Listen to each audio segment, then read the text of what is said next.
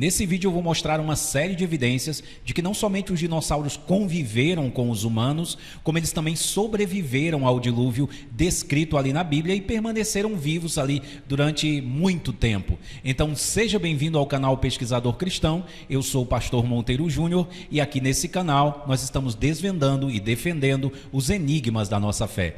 E esse aí é o nosso terceiro vídeo no canal, onde nós estamos falando de dinossauros dentro do contexto de Arca de Noé e dilúvio, né? Nos vídeos anteriores eu falei para vocês dos dinossauros na Bíblia, onde eles aparecem ali nas Escrituras. Num outro vídeo também eu mencionei ali os dinossauros na Arca de Noé e expliquei para vocês que os dinossauros eles entraram sim na Arca de Noé porque eles são répteis e estavam dentro da lista ali que Deus deu a Noé dos animais que ele precisaria levar dentro da arca, né? Então provavelmente tinham dinossauros ali também dentro da Arca de Noé, e falei o que teria acontecido com esses bichos depois que eles saíram da arca, né? Porque nós não temos mais esses bichos vivos hoje, né? Então eu sou criacionista da Terra Jovem. Nós acreditamos que os dinossauros eles foram criados ali nos dias da criação ali descritos em Gênesis, né? Eles não têm milhões de anos conforme o evolucionismo defende, então nós defendemos uma ideia diferente, e nesse vídeo eu vou te mostrar algumas evidências de tudo que eu tenho falado para vocês, tá? Então eu vou mostrar aqui evidências de que sim, os dinossauros conviveram com os seres humanos. Eu vou mostrar para vocês aqui vários conteúdos históricos, tá bom? E nós vamos começar aqui por alguns historiadores, né, que certamente você já conhece, que mencionam dinossauros. Nós temos, por exemplo, Flávio Joséfo, historiador judeu do século I. Nós temos Heródoto, né, que é o pai da história, certamente você já ouviu falar de Heródoto, e nós temos Megasthenes, que é um historiador grego. Então todos esses historiadores aqui, eles vão falar de dinossauros, vários outros historiadores também que eu vou mostrar para vocês aqui. E eu vou começar aqui lendo alguns conteúdos, certo? Mas depois, quando a gente for entrar em artefatos, quando a gente for entrar aí em desenhos de dinossauros, em outras referências, nós vamos acelerar um pouco mais o vídeo, certo? Mas nessa parte histórica aqui, nessa primeira etapa, eu preciso dar alguns detalhes em texto para vocês, certo? Porque estou transcrevendo o que esses historiadores disseram sobre dinossauros. Nem todas as referências estarão aqui nos meus slides, certo? Então nós temos aqui as referências de onde eu tirei essas informações, mas eu tenho ali artigos no meu site, o Pesquisador Cristão, e as referências estão lá no rodapé dos artigos sobre dinossauros. Então, se você precisar das referências, procura lá, porque nem todo slide aqui vai ter, mas lá eu coloco no final, tá bom? Então, vamos começar aqui, né, para você entender do que eu estou falando. Então, Flávio Joséfo relatou a existência de pequenos répteis voadores no Antigo Egito e na Arábia, e descreveu seus predadores, os ibis, uma ave sagrada, justamente porque ela era o único animal capaz de caçar e devorar essas serpentes voadoras que impediam sua invasão ao Egito. E quando ele fala de serpente, né, na antiguidade, nós encontramos essa palavra, ela se encaixa também com répteis, tá? Então muitas vezes os répteis ali eles eram chamados ali na antiguidade de serpentes, tá bom? Então ele está falando aqui de serpentes que voavam, né, que tinham asas, né? Então é muito interessante, pequenos répteis voadores, né? E que essas serpentes eram devoradas ali por uma ave chamada ibis, né? Nós temos um registro também de Heródoto, né, onde ele vai dar mais alguns detalhes sobre essas serpentes que Joséfo menciona. Então Heródoto afirma ter visitado um local na Arábia onde viu esqueletos e espinhas de serpentes em quantidades infinitas. Ele descreve as criaturas como tendo a forma de serpentes, mas com asas sem penas, muito parecidas com as asas de um morcego. Então, qual é o animal que você consegue imaginar uma serpente, né, sem penas e que tem asas semelhante às asas de um morcego, né? Parece-se muito com um pterossauro. Todos esses historiadores aqui são historiadores renomados, né, conhecidos. Eles escrevem há cerca de 2.000 e 2.500 anos atrás. Então, é gente aqui que estava convivendo provavelmente com esses seres, né? Ele confirma que essas serpentes tentavam voar da Arábia para o Egito toda a primavera, mas eram interceptadas pelos ibis em um desfiladeiro, né? Então era nesse desfiladeiro que ele encontrava aí esses esqueletos e espinhas dessas serpentes em quantidades infinitas, né? Então esses ibis matavam aí essas serpentes, né? E talvez você esteja imaginando aí um pterossauro, aquele bicho enorme que aparece no cinema, mas a grande maioria dos pterossauros eram pequenininhos, certo? Então se encaixa perfeitamente com esse relato aqui de Flávio Joséfo e de Heródoto. Megasthenes, também historiador grego, fala de uma espécie de serpente alada da Índia que não saíam durante o dia, mas sim à noite, produziam urina ácida. Ele relata que o contato da urina dessas criaturas com a pele humana causava queimaduras ou feridas. Répteis e animais de membrana, como morcegos ou pterossauros de pequeno porte, são ou eram noturnos para evitar predadores maiores. Então nós temos um outro historiador aqui antigo mencionando serpentes com asas, né? Então eles não estão falando de lendas, eles não estão falando de folclore, eles estão falando de algo que eles conheciam. Vejam que Megasthenes fala até da urina, o que causava, né? Heródoto vai falar dos esqueletos e as espinhas, né, ali desses bichos, né? E falar até, descreve as asas deles como morcego. Então, como nós temos historiadores renomados aqui, muito provavelmente eles não estão inventando. Então, eles conviveram aí com esses animais que se encaixam perfeitamente com pterossauros, né? Então, é um ponto aí para a nossa narrativa aí de que os dinossauros sobreviveram ali, né? E que eles estavam vivendo ali juntamente com os humanos, que eles não são tão antigos como a evolução afirma, né? Nós temos também o relato de Plínio o Velho sobre dragões no século I depois de Cristo, né? Ele vai narrar o seguinte, ó: a Etiópia produz dragões que não são tão grandes quanto os da Índia. Olha que interessante, né? Olha, os dragões, ele está discutindo aqui, os dragões da Etiópia não são tão grandes como os da Índia, mas ainda assim atingem 20 côvados de comprimento. O único aspecto surpreendente sobre eles é que, embora não tenham cristas, né? Porque alguns dragões tinham cristas, olha só, alguns dinossauros, né? Nós sabemos que têm cristas, né? Possuem uma pequena barba, e nós sabemos também que alguns dinossauros têm penugens embaixo da cabeça, né? Com penas ali. Na Índia, os dragões atingem um tamanho tão imenso, aqui ele vai falar dos dragões, que podem facilmente envolver elefantes em suas dobras e matá-los por estrangulamento. Eles atingem tal magnitude que são capazes de conter todo o sangue de um elefante e assim, ao beberem o sangue, eles os deixam exauridos até que o elefante cai morto, esmagando o dragão com o seu corpo. Então, ele está descrevendo aqui, né, um ser em forma de serpente, né, muito semelhante a um dinossauro. Plínio descreve criaturas na Índia tão imensas que podiam envolver elefantes. Isso sugere um animal de pescoço e cauda extremamente longos e flexíveis, como o Barapasaurus, e esse outro nome aqui, que está representado do lado, que eu não consigo ler, já tentei, né? Mas é muito interessante, né? É muito interessante ele descrever aí essa briga, essa luta de dragões contra elefantes, né? Que eles são produzidos ali, criados na Índia, né? Nós temos outro relato de Plínio o Velho também, que eu vou citar em outros momentos, né? Onde ele fala de um outro tipo de dragão, né?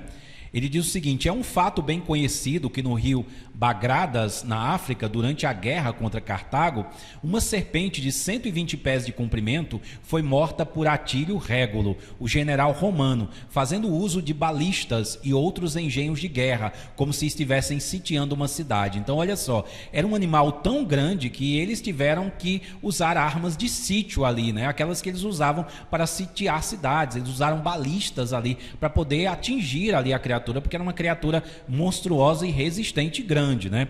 A pele desse monstro, assim como suas mandíbulas, foram preservadas e enviadas para Roma. Elas ficaram penduradas em um templo na colina do Capitólio até a época da Guerra de Numância, né? Em 133 a.C., quando foram destruídas pelo fogo, né? Então ele diz até para onde isso foi levado, né? Temos aqui a referência. A medida de pés aqui, de 120 pés, convertendo para o sistema métrico, né, nós estamos falando de aproximadamente 36,5 metros. Isso é maior do que o comprimento de uma baleia azul e comparável aos maiores dinossauros saurópodes, como o Argentinosaurus e o Titanossauros africanos, né, que está exatamente na região ali onde eles descrevem essa grande serpente, esse grande saurópode que eles encontraram ali, né?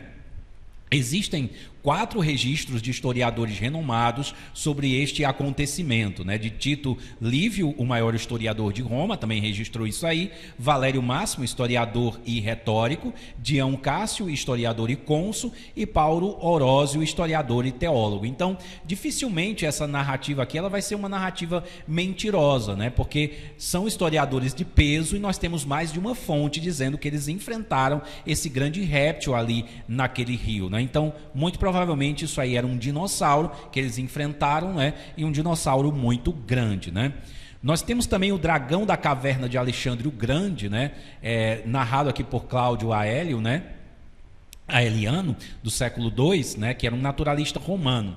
Ele vai dizer o seguinte: quando Alexandre estava submetendo algumas partes da Índia e ocupando outras, encontrou uma caverna, uma serpente, que os indianos consideravam sagrada, e a qual prestavam grande e profunda adoração. Quando o exército passava pela caverna e causava um ruído, a serpente percebeu e colocou a cabeça para fora do antro. Ela sibilou e soprou com tal violência que todos ficaram aterrorizados e confusos. Então, ela emitiu um som ali bem diferente, né?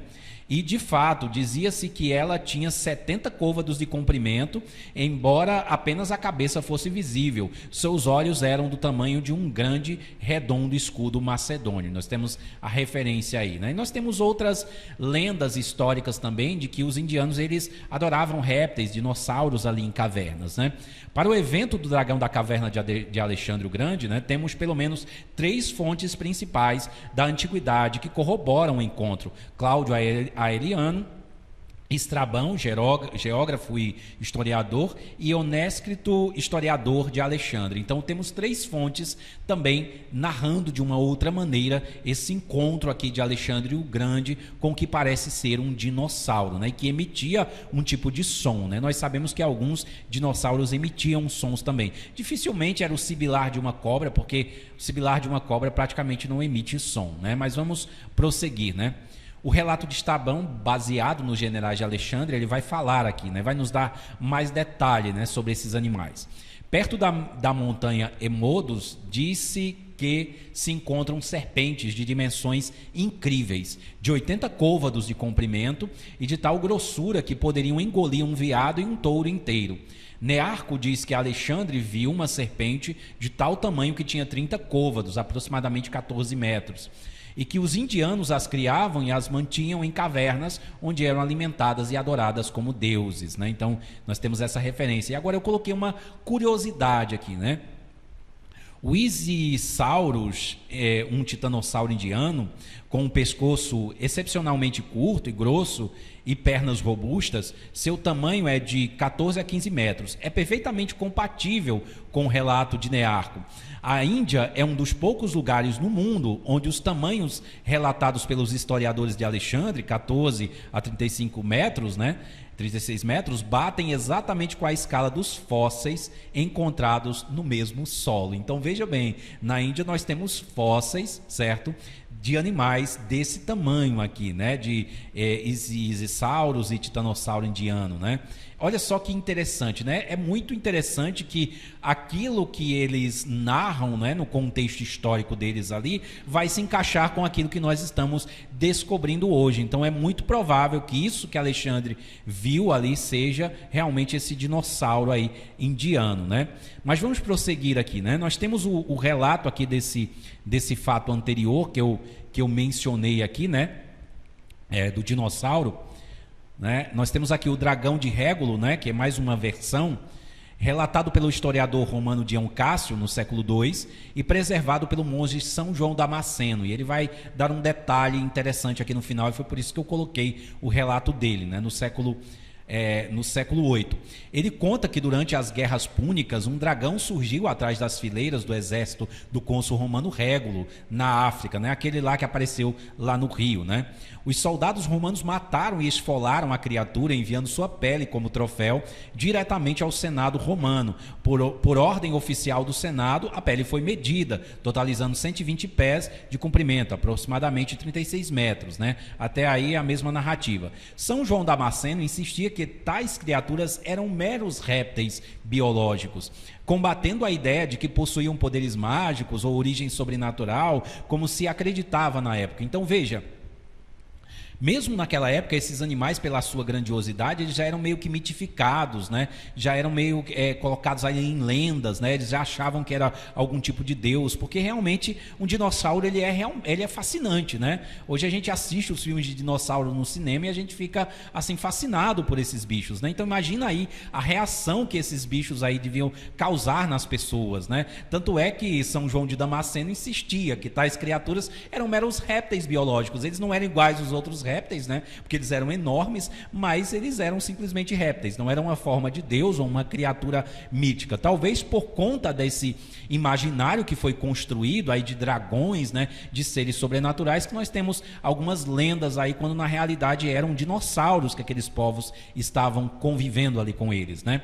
Mas vamos prosseguir, né? Nós temos relatos também mais aquém do tempo, como por exemplo o de Marco Polo, né? Em 1298, ele também menciona serpentes semelhantes a dinossauros. E essa narrativa de Marco Polo aqui também se encaixa com os tempos de hoje, você vai entender mais à frente aqui. Marco Polo escreveu sobre suas viagens à província de Karajan, atual Yunnan, e relatou, na China, né? E relatou a existência de serpentes enormes, que tinham 2 patas dianteiras curtas, cada uma com 3 garras. Olha que detalhe interessante, né? Fascinante, porque se encaixa perfeitamente com o que nós temos de dinossauros encontrados aí no nosso registro fóssil, né? Ele tem 2 patas dianteiras, né? E ele tem 3 dedos ali, 3 garras, né? Aí ele vai dizer o seguinte, ó: saibam que elas têm 10 passos de comprimento, cerca de 8 metros, mais ou menos, né? E são muito grossas, tendo o corpo da largura de um grande cesto, né? Ele está comparando com coisas que ele conhecia. Na parte anterior, perto da cabeça, né?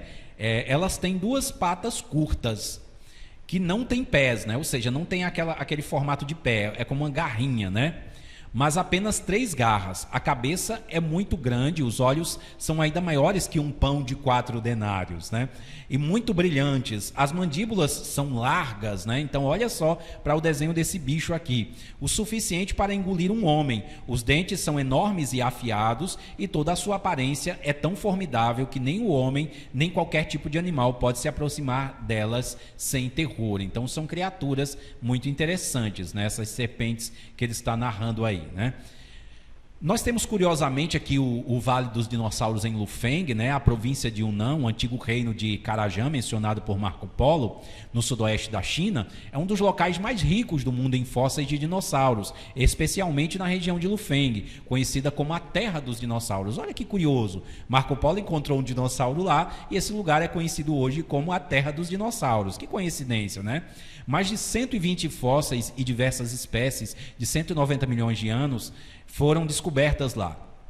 Marco Polo foi muito específico ao dizer que as criaturas tinham apenas 3 garras, né? Então é um detalhe muito contundente aqui na nossa narrativa. Na paleontologia, a maioria dos dinossauros terrópodes, o grupo dos carnívoros bípedes, possui justamente, né, o padrão tridáctilo, né? 3 dedos funcionais. E a geografia de Yunnan é marcada por dezenas de florestas, montanhas e sistemas de cavernas, exatamente como o Polo descreveu. Habitavam cavernas durante o dia. Então, tudo se encaixa, né, com o que nós temos hoje. Aquilo que Marco Polo está dizendo que viu é provavelmente um dinossauro, né? Ele viu um dinossauro ali e esses dinossauros eram caçados ali, ameaçavam aquelas pessoas ali do sudoeste da China, né? Então, muito interessante. Nós temos outros detalhes aqui, outras fontes chinesas também que mencionam dragões aí parecido com dinossauros, né? Por exemplo, durante séculos, o Zhu Zuan Foi o principal texto por meio do qual chineses letrados aprendiam sua história ancestral. O livro narra como os antigos criavam dragões e como o Estado utilizava os serviços de 2 clãs conhecidos como criadores de dragões e domadores de dragões. Então, muito interessante, né? Nós temos escritos antigos ali chineses que falam que eles criavam dragões, né? Em que criadores de dragões treinavam dragões. Registros históricos relatam que o imperador da dinastia Song criava dragões dentro de um complexo do seu palácio, né?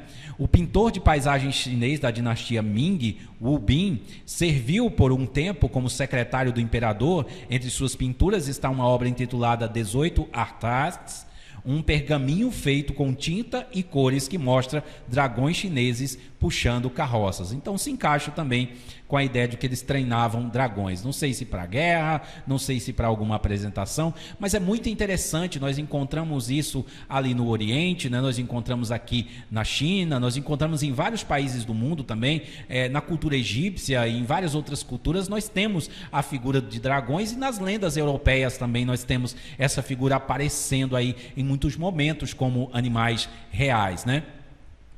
Nós temos o Conrad Gessner, né, considerado o pai da zoologia moderna, que menciona dragões em seus escritos. Dragões foram descritos em tratados zoológicos renomados, publicados durante a Idade Média pelo grande naturalista e médico suíço Conrad Gessner. Publicou uma enciclopédia em 4 volumes, né, de 1516 a 1565, intitulada Historiae Animalium. Ele mencionou dragões como criaturas muito raras, mas ainda vivas, né? Aí nós temos relatos aí de pessoas que dizem, mas na época dele existiam muita falsificação de dragões, mas ele descreve dragões como existentes, criaturas raras, mas que ainda estavam vivas, né? Ele tenta até fazer alguns desenhos desses dragões. Então é interessante, né? Fica aí a título de curiosidade. Será que ele não está falando dos mesmos dragões que Heródoto citou, né? E que outros historiadores que eu mencionei para vocês também citaram, né? Nós temos também dinossauros em petróglifos antigos, né? Não somente em escritores renomados, em historiadores renomados, mas em petróglifos também, registros em cavernas. Povos antigos registraram, aí desenharam, tentaram desenhar esses animais com os quais eles conviveram, né? Um exemplo disso é esse anquilossauro que vocês estão vendo representado aqui nesse petróglifo, né? Aqui eu coloquei a imagem moderna dele, né? Para vocês verem como é bem parecido, né? Alguns vão dizer aí que é um tipo de boi, né? Mas ele se encaixa perfeitamente com esse bicho aqui. Eu não sei que boi teria esse tipo de crista aqui, né? Esses espinhos aqui nas costas, né? Mas é muito interessante, muito parecido, né? E também temos uma criatura com placas e chifres, né? Que também foi descoberta na arte indígena, né? Em Ontário, no Canadá, né? Então existem esses petróglifos aí representando esses bichos. Nós temos também esse petróglifo de um dragão cuspindo fogo, né? Muito interessante, né? Ele está localizado aqui perto de Middle Mesa, né? No Parque Nacional. Eu acho interessante porque a Bíblia também fala de uma serpente, né? Que cuspia fogo. Acredita-se que essa gravura tenha sido feita pelo menos há centenas de anos, né? Nós temos também aqui pictografias encontradas na floresta amazônica, na província de Utcabamba, né? Difícil de pronunciar, no norte do Peru, né? Onde vocês veem aqui uma tribo cercando o que parece ser um dinossauro, né? Ele tem um pescoço longo, as patas dele aqui, né? Ele tem uma cauda que se estende aqui para trás, ó. Então, claramente o dinossauro. Arqueólogos afirmam que essa arte rupestre tem milhares de anos. Surpreendentemente, uma das pictografias mostra 9 guerreiros caçando o que parece ser um dinossauro. Na década de 1940, o explorador americano Percy Fawcett trouxe relatos de uma grande criatura semelhante a um dinossauro dessa mesma região da Amazônia. Então, é muita coincidência, né? Nós temos aí essas pictografias e nós temos relatos ali de dinossauros que foram vistos. Então, é muito provável que essas tribos elas tenham encontrado com esse bicho e matado ele, muitos desses bichos, né? Isso explicaria por que os dinossauros eles não sobreviveram muito tempo depois do dilúvio, né? Porque eles foram sendo vistos ali como uma ameaça e foram sendo mortos, né? Vamos prosseguir porque ainda nós temos mais aqui, né? Nós temos um monumento nacional Natural Bridge, né? Que apresenta uma semelhança impressionante com um dinossauro, especificamente um brontossauro, com cauda e pescoços longos, cabeça pequena e tudo mais. Criado pelo antigo povo Anasazi da América do Norte, que habitou o que hoje é o estado de Utah, aproximadamente entre 150 a.C. a 1200 depois de Cristo. Então nós temos esse dinossauro pequenininho aí, né? Essa imagem aqui. Aqui nesse outro lado nós temos um guerreiro aqui em pé, né? Essa parte circulada aqui é onde está esse desenho, né? Muitas pessoas dizem que isso aí é uma falsificação, que na realidade a tinta, o que estava sendo usado para pintar escorreu e por isso formou esse tipo de patas aí, né? Alguns tentam justificar dessa forma, mas quando a gente analisa a pátina aqui, a gente vê que não, que parece muito dinossauro e que isso não foi alterado ou adulterado, certo? Mas você vai encontrar artigos aí na internet tentando defender essa ideia. Outros também vão defender aí, vão negar que isso aí existe, vão dizer que era um elefante, né? Que esse índio estava tentando desenhar um elefante. Mas o que você vê aí parece um elefante ou parece um dinossauro? Para mim, parece claramente um dinossauro, né? Está proporcional aí ao guerreiro que está ao fundo aí, né? Vamos prosseguir. Nós temos a arte rupestre aqui no Grand Canyon, né? O Grand Canyon é cheio de arte rupestre, né? Nós temos essa imagem aí também do que parece ser um dinossauro, né? Aqui provavelmente a cauda dele. Alguns defendem a ideia, né, que isso aqui seria na realidade uma perna, né? Mas o que eu estou vendo aí é um dinossauro. Outros dizem que é um tipo de canguru, enfim, tentam justificar que não seria aí um saurópode, né? Então, arte rupestre indígena esculpida nas paredes do Grand Canyon foi descoberta em 1879 e documentada em 1924. Já foram feitos estudos aí dessa arte, né? A publicação resultante relatou como fato que algum homem pré-histórico fez um pictograma de um dinossauro nas paredes desse canyon. Agora, isso aí é negado pelos evolucionistas. Isso aí eles dizem que é um engano, que é uma confusão, eles vão tentar usar várias justificativas. Aqui nós temos o painel do canyon cego com 4 ou 5 dinossauros. Você não vai ver aí, mas eu vou ampliar alguns aqui, certo? Então aqui nós temos um hadrossauro aparecendo lá atrás dessas duas figuras, né, antropomórficas aqui, né? Nós temos aqui o bicho aqui aparecendo, é esse dinossaurozinho aqui, né? Em Utah existem petróglifos de pinguins que não se encaixam nas teorias do tempo geológico, mas são consistentes com a criação bíblica e o dilúvio global. Do outro lado do Canyon Cego, na parede leste, temos a representação de um hadrossauro, um dinossauro de bico de pato, né? Então é muito parecido, né? Tem aqui a cauda dele, né? Vamos prosseguir. Nós temos esse outro, né, um espinossauro com uma vela nas costas, pés palmados, cauda longa e uma cabeça enorme. Essa é a única espécie conhecida de dinossauro nadador. Então eu coloquei a imagem desse dinossauro aí e aqui está a imagem dele, né? Então é muito provável que esses índios eles estejam registrando aquilo que eles viam, né? Muitas pessoas até tentam defender a ideia que eles tiveram contato com fósseis, né? E eles através desses fósseis desenharam esses animais, mas essa teoria é muito furada, porque nós temos desenhos, né, onde eles estão lutando com esses bichos, né? Então muito provável que eles não estivessem escavando ali fósseis de dinossauros, né? Este é um dinossauro Dracorex, cujo único crânio encontrado até agora está no museu em Indianápolis, Indiana. O Dracorex recebeu esse nome porque se parece com um dragão, mas é um dinossauro. Então aqui você tem o crânio desse bicho, né? Infelizmente nós só temos um crânio. Aqui seria o que pode ser a representação dele, né?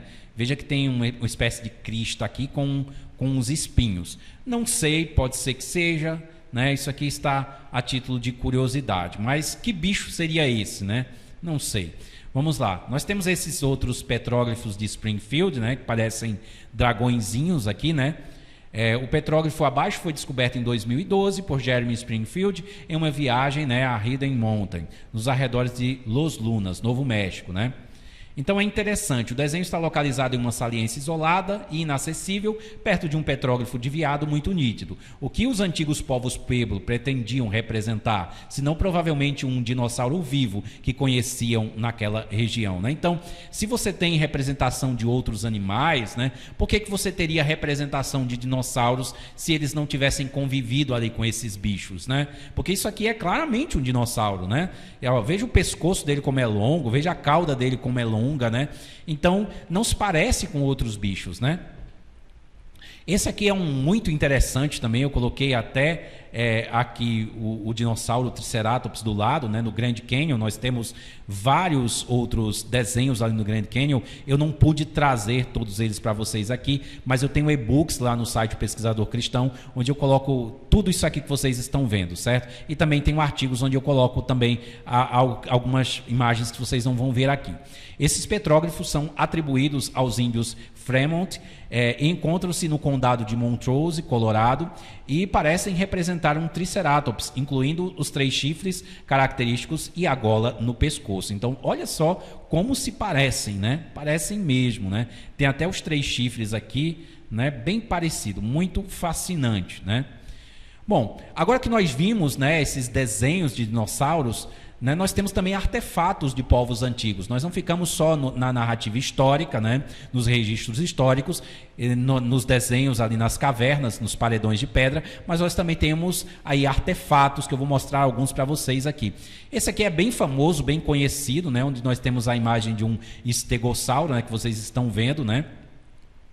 Ele está em um antigo templo cambogiano do século VIII, né? Tapron, né, o nome do lugar, é repleto de estátuas e relevos em pedra. Quase cada centímetro quadrado do arenito cinza está coberto por entalhes com animais. Em uma das suas colunas temos a imagem de um estegossauro. Então, olha só como é parecido, né? Ele tem essa crista aqui, esses espinhos nas costas, né? Muitas pessoas defendem a ideia de que isso aí seria na realidade um hipopótamo, um rinoceronte, né? Tentam encaixar com outro animal, mas nenhum desses animais tem uma cauda semelhante a essa que está representada aqui, né? Então eles dizem que isso seria apenas um erro, que a pessoa não conseguiu representar direito, né? Mas quando eu coloco essa imagem do lado desse bicho aqui, eu vejo que na realidade ele estava representando exatamente o que ele estava vendo, né? Mas vamos prosseguir, né? Aqui está ele maior para que vocês possam ver o detalhe aí dele, né? Realmente a cabeça dele é um pouco diferente do nosso dinossauro, né? Mas todo o resto, né? Principalmente a cauda longa e arrastando no chão e esses espinhos nas costas se parecem muito bem aí com o nosso animal. Nós temos imagens mais antigas também, estatuetas mais antigas, né, como o dragão Acádio, de cerca de 2.200 anos antes de Cristo. Esta peça é uma pequena placa de marfim esculpida, identificada como de origem hitita, datada aproximadamente do século 8 ou 9 antes de Cristo. A peça mostra um homem lutando ou tentando domar um dragão. Então, o interessante é que todas essas imagens vão mostrar esses animais em atividade, né? Índios enfrentando ali, lutando contra eles, né? Então todas essas representações, elas não mostram ali fóssil, elas mostram um bicho ali vivo ali, né? Convivendo ali, né? Então é muito interessante. Nós temos o portão de Istar, né? Esse você já deve conhecer ali, da Babilônia, né? No portão aparecem leões, touros e outros animais que existiam no Oriente Médio naquela época, e também dragões de pescoço comprido, né? Esse que você está vendo ampliado aí, que está nesses desenhinhos aqui, nesses entalhes aqui, né? O arqueólogo alemão Robert Koldewey, que descobriu os tijolos esmaltados em azul, acreditava que o Sirrush era uma representação de um animal real. Em 1918 propôs que o dinossauro Iguanodon, esse que está aparecendo aqui embaixo, era a criatura mais semelhante conhecida ao Sirrus. A mesma palavra Sirrush é mencionada no livro de Bel e o dragão, dos livros apócrifos ali da Bíblia, né? Então, como eu falei nos vídeos anteriores, né, a Bíblia fala de dinossauros, né, e os livros apócrifos também vão falar de dinossauros. Esse aqui, Bel e o dragão, ele vai falar de um tipo de dinossauro. Então é muito interessante, né? Embora esse animal aí se pareça mais com um tipo de felino, né, por conta do seu rabo aqui, da sua cabeça, né, mas é semelhante, bem semelhante também a esse dinossauro, né? Nós temos um dragão de bronze chinês da dinastia Han, né? Entre 206 a.C. a 220 depois de Cristo. Então olha a semelhança, né, que ele tem aí com esse dinossauro ali, esse oviraptor aí, né?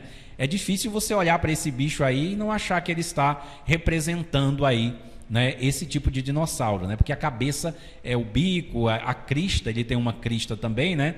Aqui ela está com uma crista aparecendo para frente, mas ela poderia mudar de direção, né? Então, muito parecido aí com a tentativa de representar esse bicho. Aqui nós temos a estatueta do dragão chinês da dinastia Han também, né?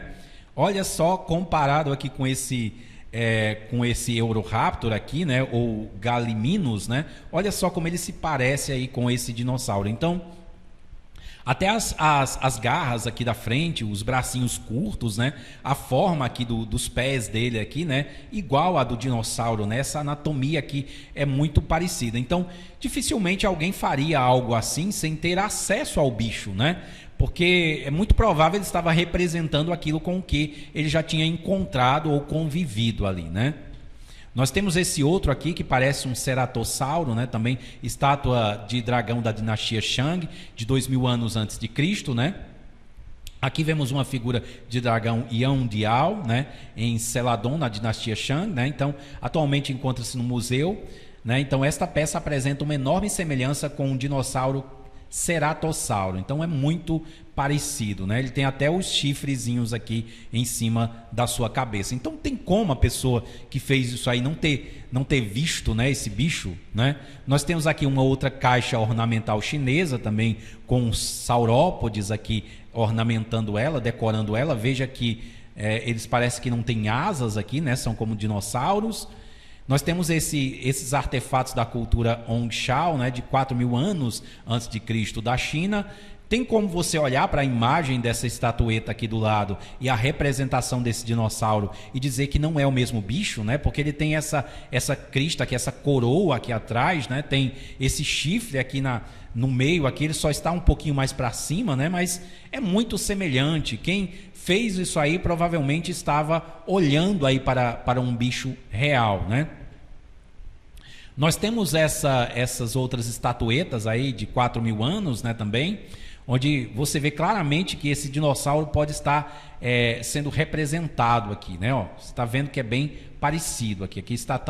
Aqui está a estatueta, né? E aqui está o dinossauro. Então, é bem provável que estejam representando também dinossauros. Nós temos antigos artefatos de uma civilização pré-grega, né, que também retratam aí esse dinossauro, aí esse estegossauro, né? Foi encontrado aí um deslizamento de terra em 1971, né, na região de Girifalco, então no sul da Itália. Então é bem parecido aí. Que bicho seria esse, se não um dinossauro, né? Nós temos arte mississippiana e vaso mesoamericano em formato de dinossauro, né? Está aí a cauda dele, né? Esse outro aqui está mordendo o vaso, as patas dele estão aqui na frente, né? Então não tem como imaginar que estivesse representando aí outros bichos. Nós temos representações de dinossauros do povo Lega no Congo, então eu estou passando pelo mundo inteiro, como você pode ver aqui, né? Uma coleção de figuras zoomórficas em forma de animal, da cultura do povo Lega, da República Democrática do Congo, na África.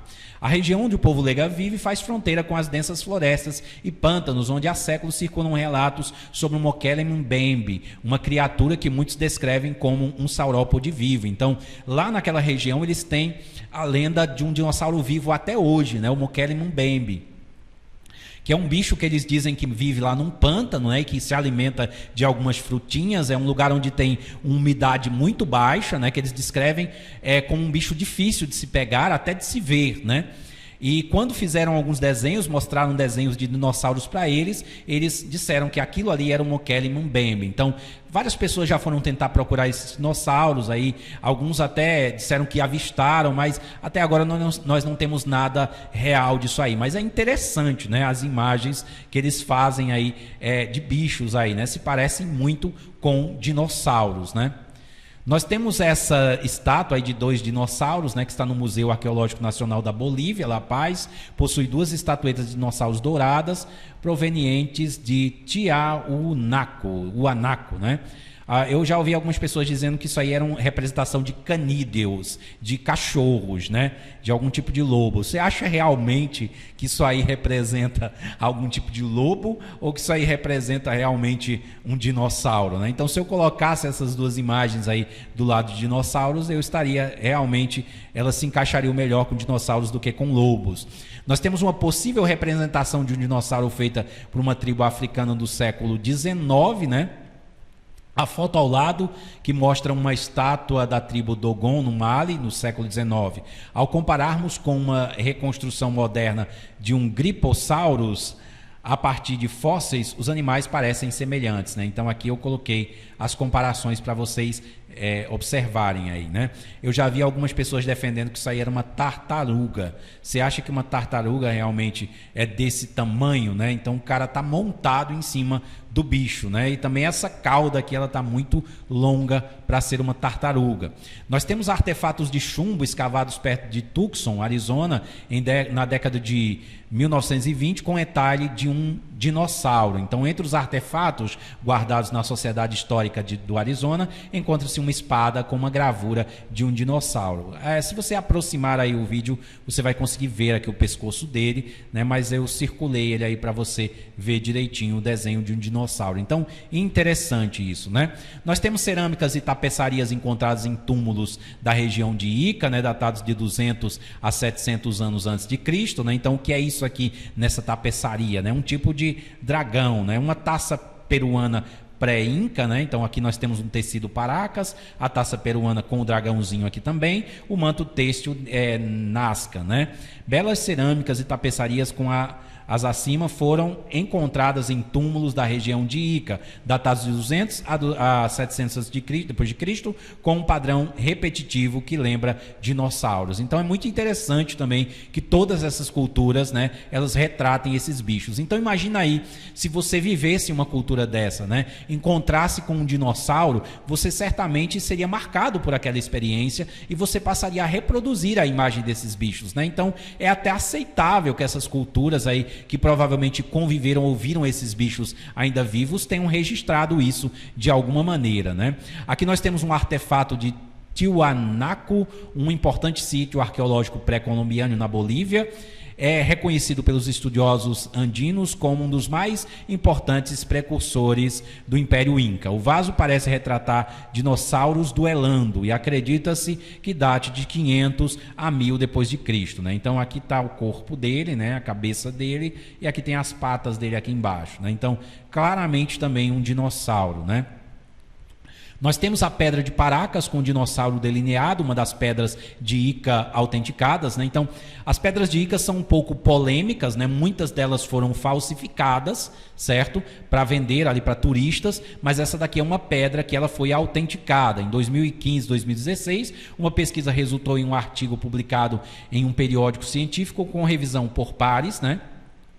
Essa foi uma das pedras de Ica autenticadas. Então, eles testaram a pátina ali e viram que realmente a pátina era antiga, era velha, que essa pedra ela realmente era antiga. Então, aqui nós temos um dinossauro aqui, né? Você está vendo aqui até a parte das costas dele, os espinhos nas costas dele aqui, né? Vamos prosseguir. Nós temos tribos Moche, né, que habitaram o norte do Peru por volta de 100 a 800 depois de Cristo, que também representam dragões e seus utensílios, né? Então você está vendo aí esse jarrozinho aí, né, com um dragão dentro dele, né? Guias oficiais nos museus e sítios arqueológicos do Peru afirmam que as culturas nativas representavam apenas o que viam. Então, o que inspirou imagens semelhantes a dragões, né? Eu acho interessante porque toda vez que aparecem dragões em muitas representações artísticas aí de povos, logo as pessoas vão tentar explicar, eram mitológicos, mas todos os animais são representados e não são mitológicos, mas quando aparecem dragões ou dinossauros, eles precisam ser mitológicos, porque eles não se encaixam com as narrativas evolutivas, né? Aqui nós temos mais dessa mesma cultura, né, com dragões representados aí. Isso aqui é uma narrativa que eu acho interessante, eu vou ler aqui, né? Henry Howell Schoolcraft foi um geólogo e agente indígena que escreveu extensivamente sobre os índios Sioux, altamente respeitado como historiador e foi inclusive contratado pelo Congresso para escrever uma obra em 6 volumes sobre o folclore, as tradições e a cultura indígena. Ele menciona histórias sobre uma criatura monstruosa chamada Unterre, semelhante a um boi, porém muito maior, com grandes chifres. Ao reproduzir desenhos de vários tipos de monstros, o Unterre, em casca de bétula, por volta de 1850, esses desenhos foram baseados em pinturas rupestres, que descreviam um grupo de guerra de 5 canoas atravessando o Lago Superior, que encontrou animais semelhantes a tartarugas gigantes, cobras e alces, mas alguns desenhos claramente parecem dinossauros. Índios Sioux, mais a oeste, quando entrevistados por etnólogos, descreveram Unterre como um imenso réptil ou serpente com pernas que tinham a forma de uma cobra escamosa, gigante, com pés e uma espinha dorsal entalhada ou crista como uma serra gigante e uma cauda pesada com espinhos. Então aqui está as imagens que foram feitas, né? E aqui nós temos o dinossauro representado aqui. Então, muito provavelmente era esse bicho aqui que eles estavam representando. Aqui nós temos o ídolo de Gramby, né? Que tem aqui essas imagens aqui de mastodonte e 2 dinossauros. Essa pedra aqui, ela sumiu, ela não existe mais, só resta mesmo a foto dela. É uma pedra antiga, certo? Que tem esses entalhes aí, né? Nós temos aqui um vaso de 500 depois de Cristo a 900 depois de Cristo, com animal semelhante a um Protoceratops, né? Então, você está vendo o jarro aqui, né? Você está vendo o animal, você está vendo os braços dele aqui, as pernas dele aqui e a cauda, né? Então, muito parecido, né? O vaso representava gravuras e relevos de diversos animais comuns, mas também de uma criatura que lembrava um Protoceratops, como mostrado na imagem. Então, é muito interessante, né, que os animais aparecem junto aí com esses dinossauros, né? E aqui nós temos um Mussaurus retratado aqui em artefatos de uma cultura pré-colombiana no Peru, né?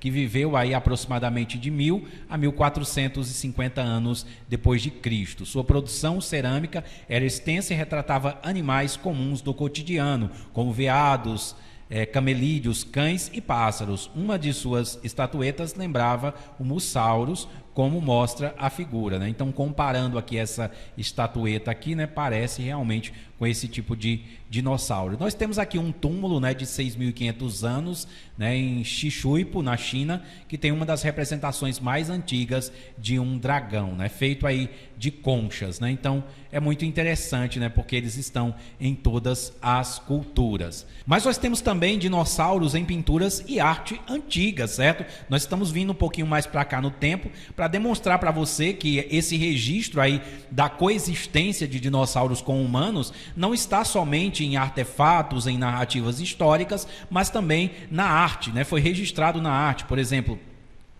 nós temos dragões e saurópodes, né, que aparecem nessa pintura antiga, né?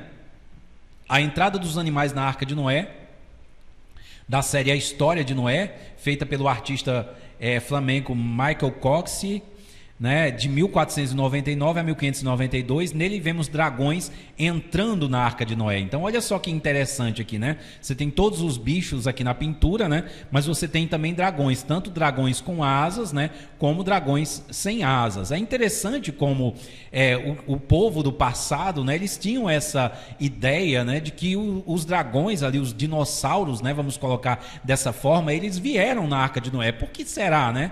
Porque talvez eles estejam conservando uma tradição mais antiga, né? Algo que eles ouviram aí nos séculos anteriores ou que foi registrado, né? Hoje nós temos muitos registros aqui que eu estou mostrando para você, mas imagina aí o que se perdeu, né? A arte rupestre ou outros registros históricos de historiadores, né? Talvez nós tenhamos aí vários registros assim sobre dinossauros que talvez algum dia ainda sejam descobertos, né? Que venham a comprovar realmente isso, mas é no mínimo interessante, né, que eles tenham essa mesma visão aqui e coloquem aqui os dinossauros dentro da Arca de Noé, né?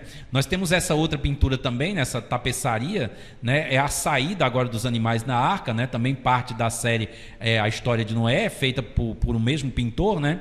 Cox pintou pelo menos 2 tipos diferentes de dragões. Um deles possui asa e uma cauda longa e bifurcada, enquanto o outro tem pescoços extremamente longos, assemelhando-se aos saurópodes, né? Então, é uma tapeçaria um pouco difícil de mostrar para vocês, né? Mas aqui está a parte ampliada onde os dragões eles aparecem, né? Nós temos também quase todas as pinturas representando São Jorge, que você sabe que matou um dragão, né? Por volta do ano 1450, que trazem figuras semelhantes a dinossauros, né? Então, os quadros de hoje que representam São Jorge, você já tem aquele dragão com asas, né? Você já tem aquele dragão mais estilizado, mas os quadros medievais mesmo, como esses que eu estou mostrando para você aqui, né? O dragão é sempre representado como um dinossauro. Veja essa ampliação que eu coloquei para você, né? E coloquei um tipo de dinossauro, né? Então, esse dragão aqui, ele não tem asas, né? ele era um pouco maior, aí, quase do tamanho de um cavalo, né? E você conhece aí a história aí de São Jorge, né? E várias outras histórias aí medievais também, são dezenas, centenas, tem até cidades que homenageiam dragões, né? Que tem monumentos aí a dragões aí na Europa, né? Então, muito interessante. Nós temos também uma pintura de Leonardo da Vinci, né? Onde ele desenhou vários animais, né? Leonardo da Vinci era talentoso em uma pintura à tinta intitulada Gatos, Leões e um Dragão, desenhada por ele por volta de 1517 a 1518. Nela temos gatos e leões em várias atividades, lutando, descansando, brincando, etc. E também um dragão. Aí o comentário que as pessoas dizem, ele colocou um animal fictício no meio de animais que existiam na sua época. Será mesmo, né? Será que esses animais eles ainda não eram conhecidos, né? Será que em algumas outras localidades ali as pessoas não viam esses dragões, não matavam esses dragões, né? Porque é muito interessante ele não ter colocado outros animais fictícios aqui, né? Segundo a interpretação de alguns, né? Mas um dragão, né? Nós temos aqui também o mosaico do Nilo de Palestrina, retrata homens caçando um animal extinto há milhões de anos, né? Aqui está um letreiro aqui sobre o animal, né? Datado de 100 anos antes de Cristo. Esse mosaico retrata a vida cotidiana em uma cidade a leste de Roma. Nele encontram-se retratos de muitos animais, né, familiares com legendas em grego, incluindo o crocodilo, o macaco e a tartaruga. A legenda grega para este animal em destaque diz que ele é um crocodilo leopardo. Você já ouviu falar desse animal? Um animal inexistente, mas que se encaixa com o Gorgonopsideo, que viveram há cerca de 250 a 270 milhões de anos. Então, aqui está o animal destacado, né, do painel, né, e aqui nós temos a representação primitiva dele aqui, né? Então, as pessoas dizem que isso aqui era uma morsa, tentam dizer que isso aqui era um outro bicho, mas aqui a legenda diz que ele é um crocodilo leopardo, um animal que a gente desconhece, né? Então, talvez fosse o nome que eles davam aí para esse bicho, né? Porque ele tinha esses dentes grandes na frente aqui, né? Então, muito interessante. Nós temos aqui o mosaico romano, cerca de 200 anos depois de Cristo, que retrata aí um possível dinossauro, né? O plesiosauro, né? Você está vendo aí eles com as cabeças enroscadas aí, né? Então, muito interessante também, né? Termos esses murais antigos mostrando esses bichos tão diferentes que nós conhecemos, bichos parecidos aí pelo registro fóssil, né? Nós temos dinossauros aqui em afresco de Pompeia, né, que foi pintado em 70 antes de Cristo, né? Esse afresco retrata uma cena nilótica, né, do Nilo, com pigmeus interagindo com alguns mamíferos aquáticos e dois répteis enormes, né? Então aqui você está vendo esses dois bichos, né? As pessoas dizem que isso aqui era, na realidade, era um hipopótamo e que isso aqui era um crocodilo, né? E que os romanos eles não sabiam pintar nem hipopótamos e nem crocodilos, né? Mas é muito interessante, né? Porque quando você compara, né, com um moeritério extinto há 35 milhões de anos e um Sphenacodon, né, que também tem essa crista aqui, eles se encaixam perfeitamente. Então, será que é porque eles não sabiam pintar esses animais, ou será que era porque eles estavam retratando animais que estavam vivos na época e estavam exatamente sendo mortos aqui, combatidos aqui por esses pigmeus, né, como eles colocaram aí, né?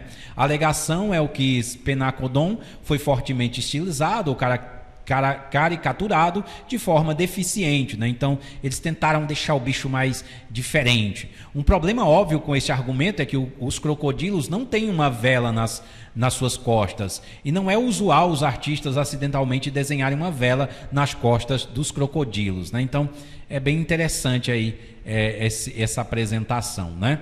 Nós temos também camelos ou dinossauros em pintura de 1562, né? Essa daqui é bem famosa, é o Suicídio de Saul, né? Esse quadro aqui também é bem apresentado. Aqui você está vendo a pintura toda, né, na sua totalidade. Lá atrás você tem essa cena dessas pessoas aqui, desses soldados aqui montados em o que parece ser dinossauros, né? A explicação é que eles não sabiam desenhar camelos, né?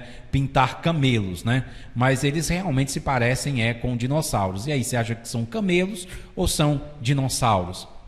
Aqui nós temos o desenho, a pintura de um dragão chinês, né? Então note como ele é parecido com esse dinossauro que está representado aqui embaixo, né?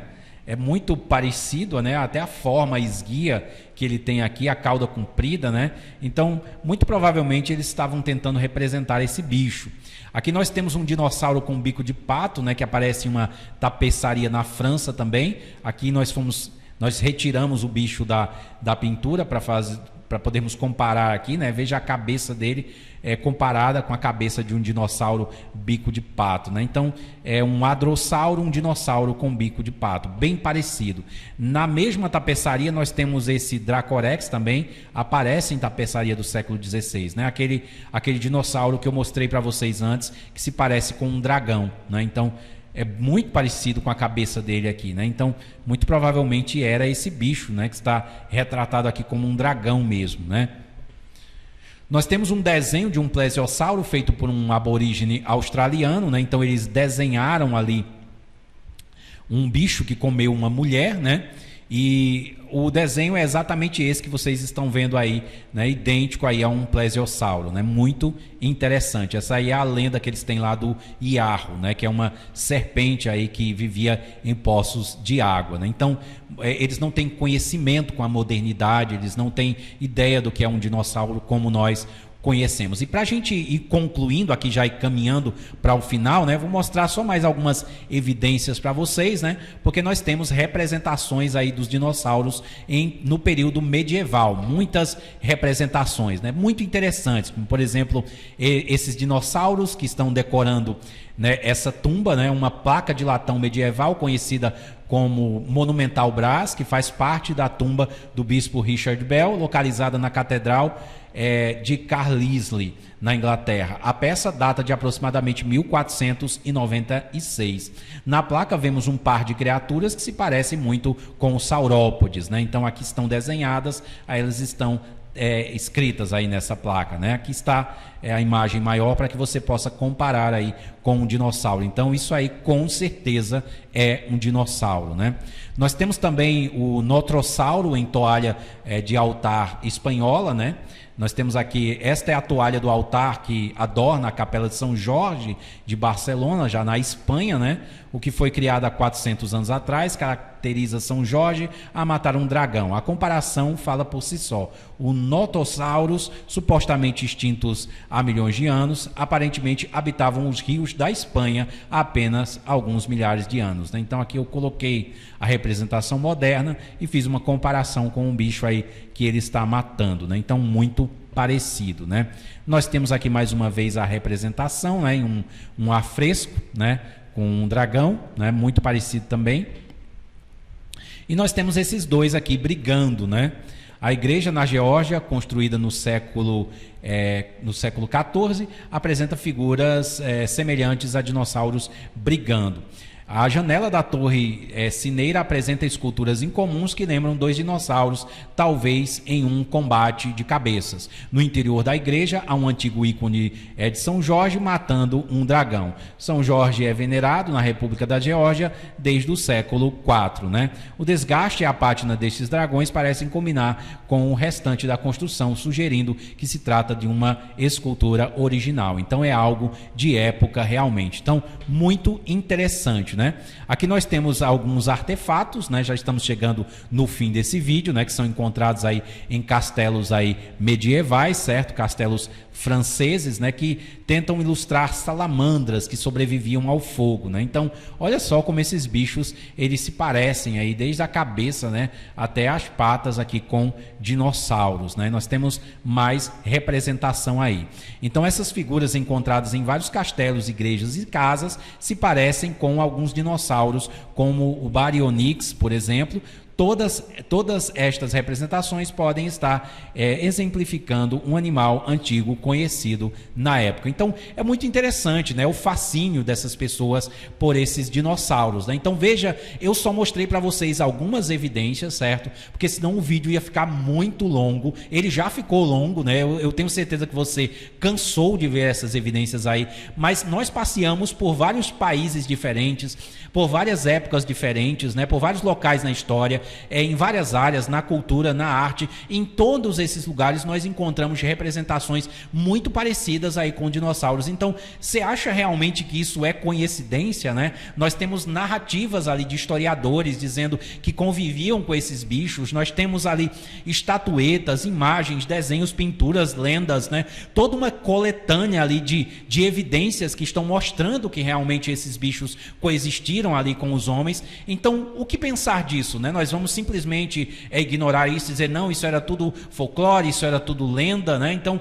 eu não consigo ver lógica nisso, certo? Quando eu olho para essas poucas evidências, tá? Porque ainda vou fazer um outro vídeo agora, o próximo vídeo eu vou mostrar para você mais evidências em outras esferas, certo? Essas esferas agora que eu vou mostrar vão ser mais interessantes ainda, onde você vai ter a certeza realmente e que esses dinossauros eles são recentes, certo? Eles são ali do período ali de criação ali de mais ou menos há 6.000 anos, no máximo 10.000 anos atrás, certo? Condizem com aquilo que está nas escrituras bíblicas, foram provavelmente na Arca de Noé, e à medida aí do passar dos anos, eles foram sendo mortos, foram se extinguindo, não conseguiram se adaptar e ficaram aí registrados aí com grande impacto na história, né? Então, o que você achou desse vídeo? Você acha que esse vídeo aí, ele de certa forma explica para você os dinossauros vivos naquela época? Você acha que tudo isso não passa de lenda? Enfim, deixa o seu comentário aqui embaixo, o que você achou de todo esse conteúdo. Compartilhe esse vídeo com seus amigos, com seus irmãos na fé, e eu vou ficando por aqui. Eu te vejo no próximo vídeo. A graça e a paz de Cristo.